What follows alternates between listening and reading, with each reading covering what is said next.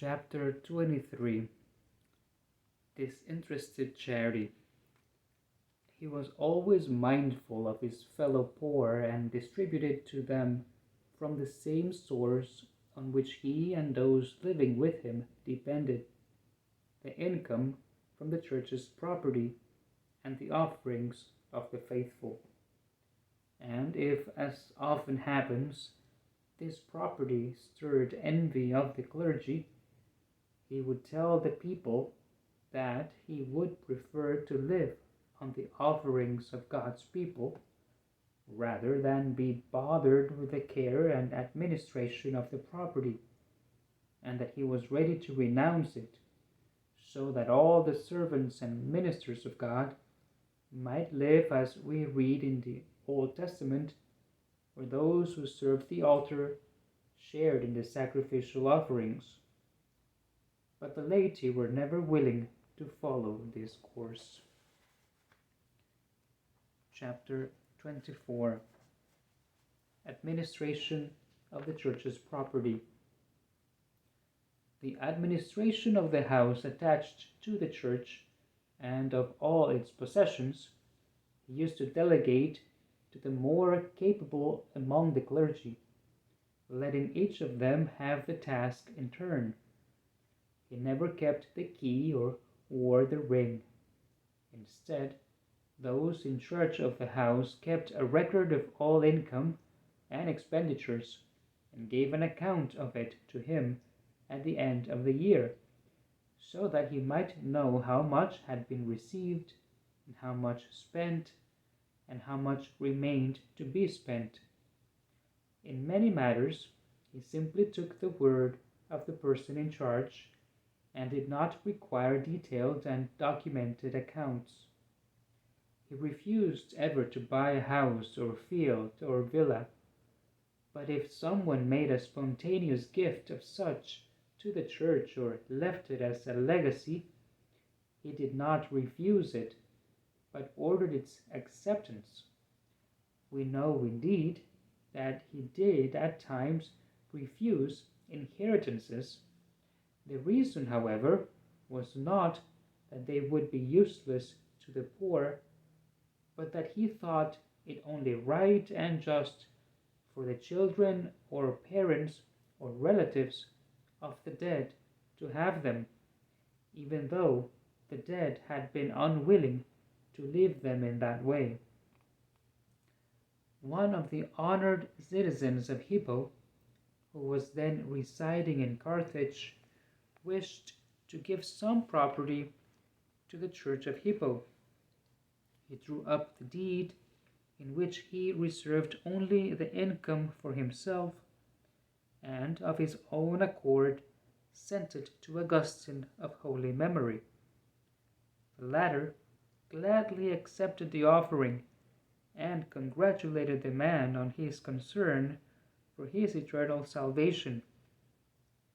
A few years later, however, when I happened to be living in close association with Augustine, the donor sent his son with a letter asking that the deed be returned to the son, and directing instead 100 gold pieces be given to the poor. When the holy man learned of this, he was grieved that the donor had either only pretended to make the gift or had repented of his good work. In pain of spirit at this perverse action, he rebuked and chided the man in whatever words God suggested to his heart. He immediately returned the deed which the man had sent of his own accord without anyone desiring or demanding it, and he spurned the money as well. He also felt bound to rebuke and correct the man in writing, warning him to do humble penance before God for his pretense or wickedness, lest he depart from this world with such a serious sin on his conscience. Augustine often observed that the Church can much more securely and safely accept legacies left by the deceased than inheritances, which are likely to bring anxiety and loss, and that even legacies are to be offered rather than requested.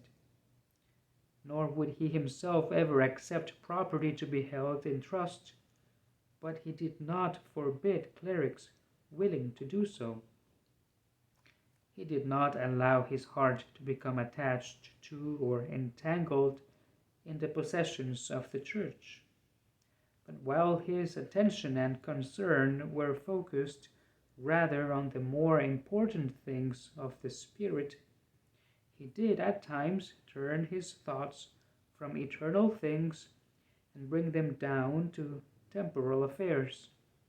Once these had been arranged in orderly fashion, he would withdraw from them as from stings and annoyances, and return to the interior, higher things of the mind, either studying the things of God, or dictating something of what he had discovered, or correcting what had been written at his dictation. This he did in laborious days and nights filled with toil. In this he resembled that most devout woman, Mary, who is a type of the heavenly Church, and of whom we read that she sat at the Lord's feet and listened intently to his words. And when her sister complained that though she had so much serving to do, Mary did not help her, she was told, "Martha, Martha, Mary has chosen the better part, and it shall not be taken from her." Augustine never had any desire for new buildings. He thus avoided any preoccupation with them, for he wanted to keep his soul free of all temporal anxieties. He did not, however, forbid others to build them, provided they were not extravagant. When from time to time the Church was without money, he would tell the Christian people that he had nothing to give to the poor. For the sake of prisoners and a large number of needy people, he even ordered that the sacred vessels be broken and melted down. I would not mention this if I did not know that it offends the cardinal judgment of some people. But that very course of action is the one that Ambrose, of your memory, said and wrote should undoubtedly be followed in such cases of need. At times, too, when speaking to the faithful in church, he would admonish them for neglecting the poor box and the collection for the sacristy, which supplied the needs of the altar. On one occasion, he told us that in his presence Blessed Ambrose had dealt the same subject in church.